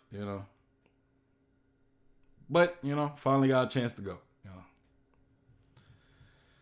Stan says, because Luffy did say that if this attack doesn't beat Kaido, he will lose. So if CP0 didn't interfere, I think Kaido would have beat Luffy, and with no anyone else interfering, he would have killed Luffy. Good point. I agree with that. Because I think Kaido definitely had a lot more in the tank. To fight Luffy when Luffy was pretty much at the end of the road, right? So yeah, good point. Good point. It definitely does give Luffy enough time to recoup a bit. You know, but does he recoup?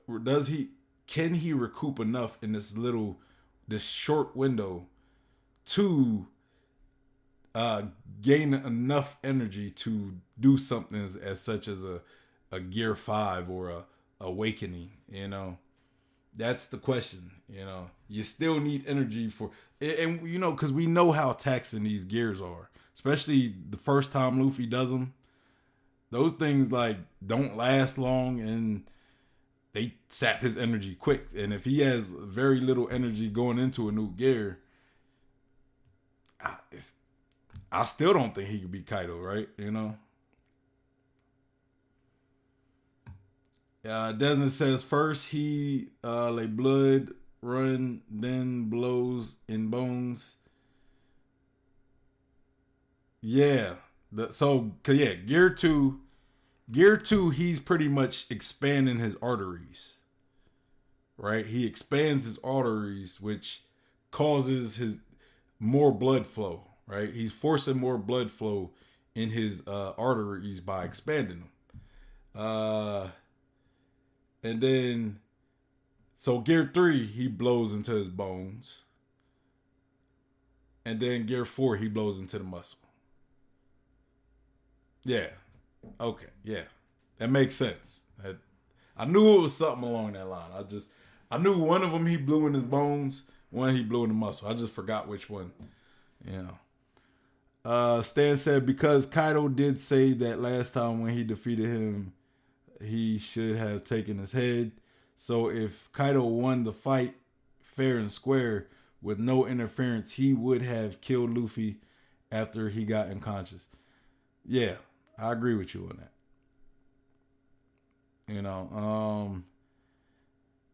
I agree. Yeah, I mean, I guess he would have taken his head. Yeah. I agree with you. No, I have nothing else to add to that. Honestly, I agree. I even said earlier in the stream, I said like, even without the help of that CP0 agent, Kaido would have won that. Kaido was looking like he was pretty much going to win that. Shane says needs an Usopp moment like in his lobby. Yeah.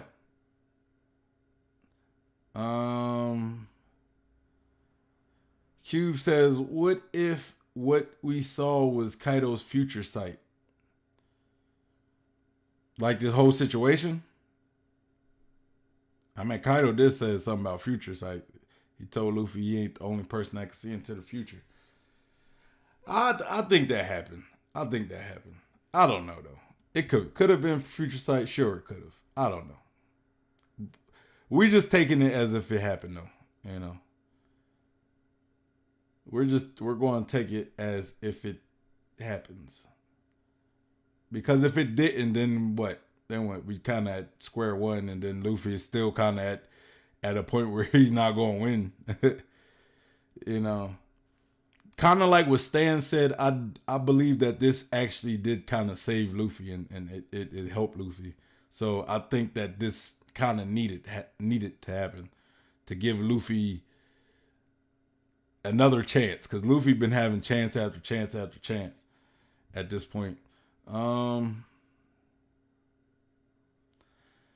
Stan says, or the other way I see it is that Kaido starts lamenting about his life and how he can't get a fair fight, and we transition to his flashback. In that way, he also buys Luffy time to recover. So you think like he's gonna be like just kind of like looking up at the stars, thinking about his flashback for like a couple minutes and just saying, "Dang man, why?" And while he's thinking about Luffy's gonna recover. Well, before that, we still got to deal with that CP0 agent. So, you know, there's that. Before he could start lamenting about that, he still has to, take care of the CP0 agent. Desmond says, fresh and clean, yes, sir. Shane says, I wonder if Luffy will hear the wishes in the air balloons do the voice of all things. Bars. That can also happen too. See, Shane, that's what I'm talking about. See, and that's kind of the point I was driving to Stan earlier in the chat. That scene in the fire festival is relevant to what's going on in the rooftop. And Shane wasn't even here this whole time. And he's kind of even connecting how that had to be relevant to the rooftop situation, Because, like, I get that, yeah, they could have put that, they could have, like, a lot of time they throw these scenes just to kind of, show, like kind of to show how ignorant they are, but they kind of been driving that point for a while now, right? So, in this chapter, it was just kind of misplaced. But I don't think it was misplaced because I think there was a reason for it. And that was because it's going to play a part of it's going to play a part of Luffy getting back in the fight. Now whether it's bringing spirits back in, I don't know. I don't know for a fact. But kind of like what Shane says, it could be a way to, like, maybe he uses the voice of all things and he hears those messages. And that gives him that motivation, I still like the idea of spirits though. But, again, I don't want to keep talking about that. Even though I keep talking about it. I keep saying I don't want to talk about it, but I keep being pushed to talk about it. Desmond says, what if Luffy has actually the balloon fruit and he makes these balloon animals essentially what balloon animals? Like he turns the balloons into animals or actual balloon animals? Like what is we saying? What are we saying here now, man? What are we saying?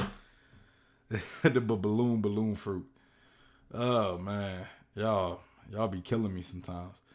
He said, well, that is a good catch, Shane. Or the air balloons foreshadow Luffy's new gear. You love that whole balloon idea, don't you?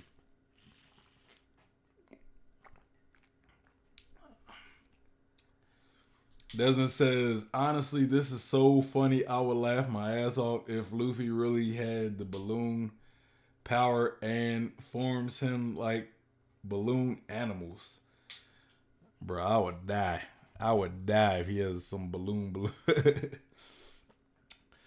Oh, man. But, I don't know. As far as what we get next, I don't know. I think Luffy's going to go through some type of change during this moment of him being out, right? He's going to go through some type of a metamorphosis, right? And in this metamorphosis, maybe he might get that devil fruit awakening, the type that the Gorosei is talking about, But I also think that, I also think it's a coincidence, not a coincidence, but I also think that there is going to be a play to Zoro, because remember last time we seen Zoro, he seen not the last time we seen him, but the last thing we seen from him as far as him doing something, he encountered the Grim Reaper, right? He was laid out on death's door, Grim Reaper. I could see maybe something like that being Luffy as well, like happening to Luffy, you know, and maybe Zoro goes through some type of metamorphosis as well. Maybe this is maybe that Grim Reaper is kind of like a uh manifestation. You know, somebody said this before. You know, it's not something that I said. It's not something I'm coming up with. But maybe it's just a manifestation of Enma, right? Like the Grim Reaper. You know, since Enma is the king of hell, right? And then when you look at the Grim Reaper, he's not necessarily the king of hell, but you know, he's associated with the afterlife as well. But Luffy may not see the Grim Reaper. If the Grim Reaper is associated with Enma, at least, Luffy may not see the Grim Reaper. But maybe he does. And maybe, you know, we kind of see a change between Luffy and Zoro at the same time, though, where Zoro may darken his sword and Luffy may awaken his devil fruit, you know. So like it could, you know, we could get something along that line, you know. Maybe Zoro helps Luffy fight Kaido. You know, continue that fight.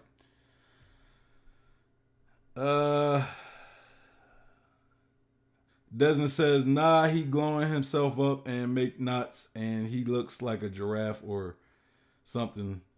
Yeah, man, just subscribe to that part. I saw a video of someone making a theory that Kaido is Zoro's father. I seen enough today. Yeah, that one's a wild theory. That's definitely a wild theory.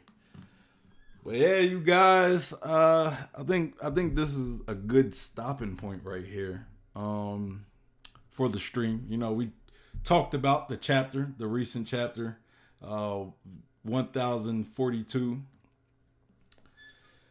We see Luffy get defeated again, even though he was distracted by one of the CP0 agents. But I think he was going to get. I think he was, you know, probably going to get defeated anyway. You know, because he was already pretty weakened. You know, he didn't have much left in him. But Kaido seemed like he could have kept going.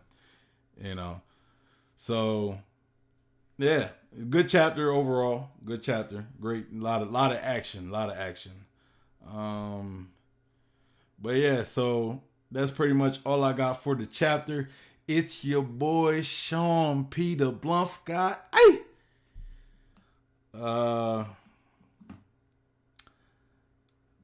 Desna says, he says, the more I think of it, that the more I like it. Think about Luffy always blows up his thing, so maybe it isn't that stupid. Yeah, why not? Have a great evening. I'm not saying it's stupid. I'm not saying it's stupid, but it'll just be weird. A balloon devil fruit.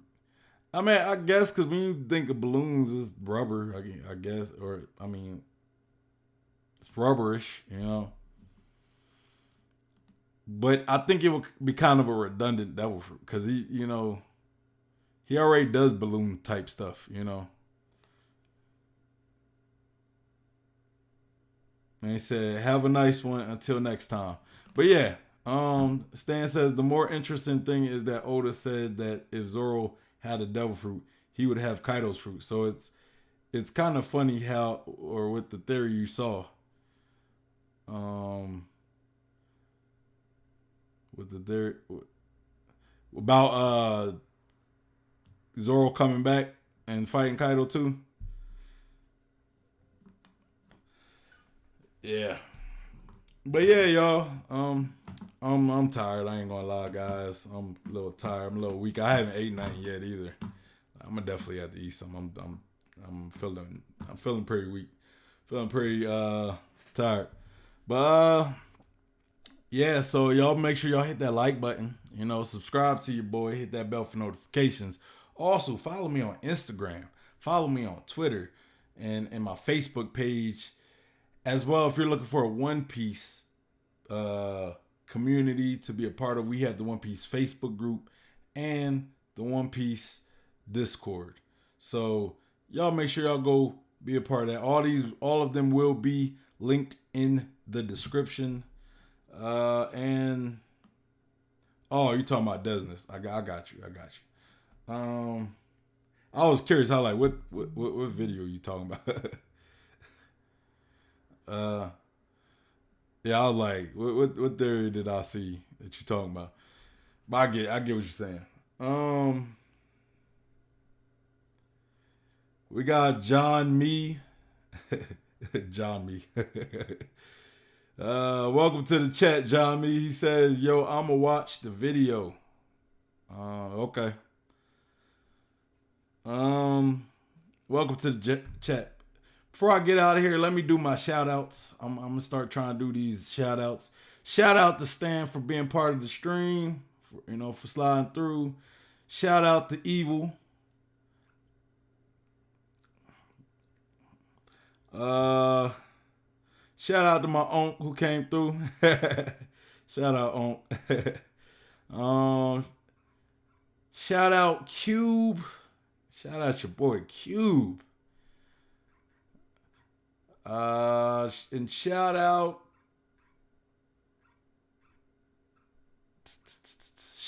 to Desness, of course. Shout out to Shane Burns. Yeah, I said Desness. Shout out Desness.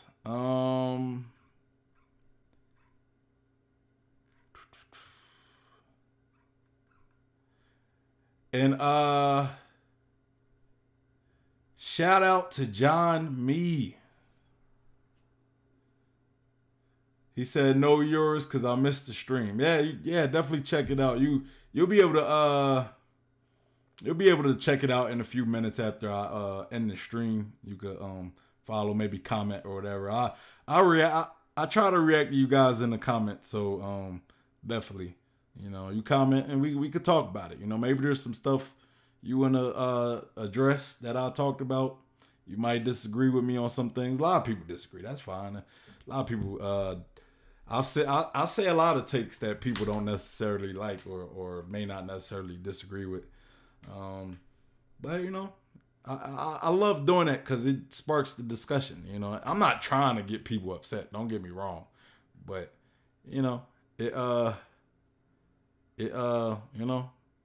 I don't mind like ruffling some feathers every once in a while because people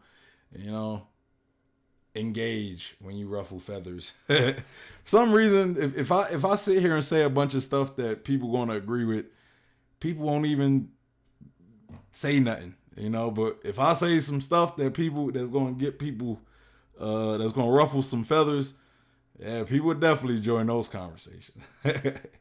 Desmond says, "Thank you. Have a nice evening, everyone. Love you." And Stan says, "See you. Have a nice one." But yeah, anyway, y'all have a good Sunday evening. We'll be back tomorrow. If you guys want to send me stuff to react to, the best place to send me stuff is going to be the Discord. The Discord is going to be linked in the description as well. But you could use any of my social media networks to send me stuff, But the Discord is going to be the best.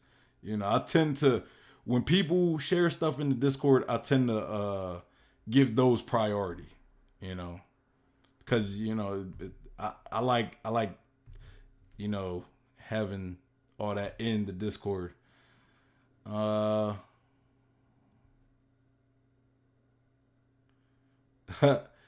John Me says, "Fat people only start listening when you say something they don't like." It's the nature of the beast. If I say something they disagree with, it's like, whatever, ain't worth talking about. So, yeah. But, yeah, anyway, y'all have a good Sunday. I'm out. I don't really got much else for you guys. I don't have much energy right now. If you could tell, I've been off kind of this stream. I haven't ate nothing. So, it's like I'm kind of like, I'm feeling like lightheaded right now. Trying not to pass out on you guys. But anyway, y'all have a good Sunday. We'll be back tomorrow. Send me some content. There y'all go. I'm out. Peace.